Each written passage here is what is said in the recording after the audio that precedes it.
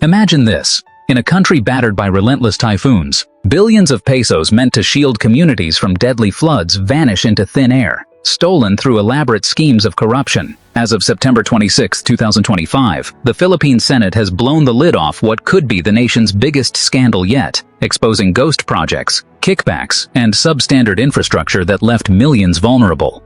Just days ago, on September 25th, contractors admitted to systematic fraud during a heated Blue Ribbon Committee hearing, implicating over 50 politicians and officials. Why does this matter?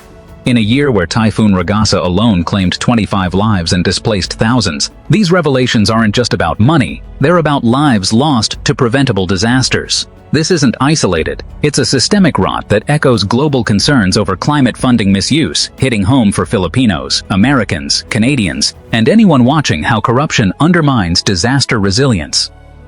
Buckle up as we dive into the murky waters of this unfolding drama. Chapter 1. The devastating backdrop of Philippine floods. The Philippines faces nature's fury like few others. In 2025 alone, typhoons have wrought havoc, with Ragasa in September causing at least 25 deaths across the northern regions and Taiwan, mostly from flooding and landslides. Economic losses from such disasters average 42.3 billion to 118.5 billion pesos annually from 2023 to 2025, much of it tied to inadequate infrastructure. But here's the twist. Despite allocating 545.6 billion pesos for flood mitigation from July 2022 to May 2025, flooding persists. Why? Enter the allegations. Communities in Bulacan, Quezon, and Metro Manila report projects that collapsed or never materialized. A 100 million pesos flood control structure in Lucena crumbled in August, exposing shoddy work. As Senator Jinggoy Estrada put it during hearings, this is grand robbery. For Filipinos abroad in the US and Canada, this hits close. Remittances fund families back home, only to see them endangered by graft. Pause and think. How many more storms before the truth surfaces? Chapter 2. Senate ignites the probe. It all escalated in August 2025 when the Senate Blue Ribbon Committee launched its Philippines Underwater investigation, probing irregularities in over 5,500 flood projects. Chaired by tough investigators, the probe zeroed in on ghost projects, reported complete but non-existent. President Marcos had vetoed 16.7 billion pesos in redundant 2025 budget items, but that was just the tip. By September 18th, witnesses like contractors Bryce Erickson Hernandez and J.P. Mendoza delivered sworn statements admitting overpricing for kickbacks. The hearing on September 25th turned explosive, with admissions of systematic fraud in bidding processes. Analysis moment. Experts from the Commission on Audit, COA, flagged 4 Bulacan projects worth 389.6 million pesos for fraud, revealing a pattern where only 30–40% of funds go to actual building. For a global audience, this mirrors scandals like Canada's SNC-Lavalin affair, where infrastructure graft eroded public trust. Suspense builds. Who orchestrated this web? Chapter 3. Unmasking the ghost projects. Ghost projects haunt the scandal's core. In Bulacan, Wow builders secured 9 billion pesos in contracts, yet sites in Calumpit and Hagonoy show no trace of work. COA audits in September 2025 identified at least 60 such phantoms, costing the economy 118 billion pesos in losses. Witnesses described for-sale schemes. A Quirino mayor requested projects worth hundreds of millions, with contractors pre-buying them. St. Timothy Construction, linked to the Discaya family, faced scrutiny over 96.49 million pesos in vanished Bulacan works. Human angle. Farmers in flood-prone areas like these share stories of repeated inundation, their crops ruined while officials pocketed funds. Commentary from Greenpeace. Of 248 billion pesos in climate-tagged 2025 projects, 173 billion pesos is at risk, plundering vital adaptation money. Internationally, this alarms U.S. taxpayers funding USAID disaster aid, over $100 million in 2025 alone, wondering if it feeds the same corrupt system. Chapter 4. The kickback machine exposed. How did it work? Contractors testified to a ruthless system. Projects overpriced by up to 70%, with kickbacks reaching 25% to politicians. License renting allowed unqualified firms to bid, leading to substandard builds labeled super substandard in La Union. Suitcases of cash delivered to homes, like those of Representative Zaldicombe.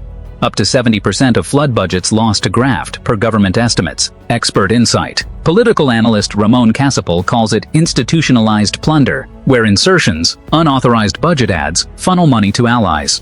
For Canadians, recall the Charbonneau Commission exposing Quebec construction kickbacks. Parallels abound. Suspense. Names started dropping, from senators to the president's inner circle. This isn't petty theft, it's a machine devouring 2 trillion pesos over 15 years, leaving dikes that fail when needed most. Chapter 5. Politicians in the crosshairs. Over 50 figures implicated, a who's who of power. Senators Jinggoy Estrada, Joel Villanueva, Amy Marcos, and former Senate President Francis Escudero. Representatives like Martin Romualdez, Marcos's cousin, and Paulo Duterte, even Marcos's aide Lucas Bersamin, and resigned DPWH Secretary Manuel Bonoan, whose daughter is tied in. The Duterte family drew fire over 51 billion pesos Davao allocations. NBI recommended charges on September 23 against Estrada, Co., and others. Storytelling beat. Imagine a contractor under oath recounting bribes to secure bids. Analysis. This scandal tests the Marcos admin's anti-corruption vows, echoing his father's era. For American viewers, it recalls Watergate's web of denials. Canadians see shades of sponsorship scandal fallout. The question lingers, will accountability reach the top? Chapter 6. Contractors' empires and flaunted wealth. 15 contractors monopolized 100 billion pesos, 18% of the budget. Names like Claudine Ko of High Tone, Jela Alonte, and Jamie Cruz, whose Stowe, Cristo nabbed 3.5 billion pesos. The Discaya's kids flaunt luxury cars amid probes, sparking public fury. Assets, 80 vehicles, many unregistered. Contempt citations hit Curly Discaya and Henry Alcantara on September 18 for lies. Human element. While contractors jet set, residents in Oriental Mindoro wade through floods from suspended projects.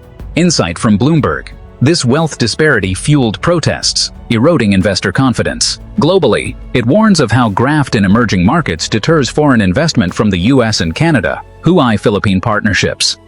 Chapter 7. The human toll on communities. Beyond numbers, lives shattered. In Metro Manila, floods disrupt schools, forcing online classes during September strikes. Farmers lose harvests. Families mourn drowned loved ones. Typhoon seasons amplify misery, with 2025 damages soaring. For overseas Filipinos in the US, over 4 million, and Canada, nearly 1 million, this means anxious calls home. Analysis. Corruption exacerbates climate vulnerability, per Greenpeace, turning adaptation funds into personal gains. Storytelling. A Bulacan resident weeps over a ghost dike that could have saved her home. This resonates worldwide, as rising seas threaten coastal cities from Miami to Vancouver. Chapter 8. Global echoes and international aid at risk. The scandal ripples abroad. South Korea suspended a $503 million loan over corruption fears. The US, via USAID, poured millions into 2025 relief. But questions arise. Does aid feed graft? Canada, through Global Affairs, funds resilience projects, now under scrutiny. Expert view. World Bank reports show corruption adds 20 to 30% to infrastructure costs globally. For audiences in Washington or Ottawa, this underscores alliance challenges with Manila amid South China Sea tensions. Suspense. Will donors pull back, worsening future disasters? Chapter 9. Protests and government pushback. Outrage boiled over on September 21st, with the trillion peso march drawing 30,000 to Luneta, vandalizing contractor sites. Dozens of police injured as crowds demanded justice. Marcos responded with Executive Order 94 on September 8th, creating the Independent Commission for Infrastructure, chaired by ex-Justice Andres Reyes Jr. DPWH suspended projects, froze assets, and Ombudsman sidelined 16 officials. 252 billion pesos scrapped from 2026 budget. Analysis. Reforms look promising, but skeptics call it damage control. Bloomberg notes economic risks, sinking investments if unresolved. In the wake of this seismic scandal, key takeaways emerge. Billions siphoned from flood defenses have left the Philippines drowning in both water and deceit, with up to 70% of budgets lost and lives irreparably harmed. From ghost projects to elite kickbacks, it's a betrayal that spans administrations, implicating dozens and fueling nationwide fury. Yet, amid the chaos, glimmers of hope, probes, suspensions, and redirects to education and health signal potential change. But at what cost? As climate threats intensify, can the nation rebuild trust and resilience before the next super typhoon strikes? This isn't just a Philippine story. It's a global cautionary tale on safeguarding public funds against greed. What do you think? Will true accountability prevail? Or is this the tip of a deeper iceberg? Share your insights in the comments below, especially if you're from the diaspora or have seen similar scandals elsewhere. If this investigative dive resonated, hit subscribe for more unfiltered geopolitical truths. Your voice matters in holding power accountable.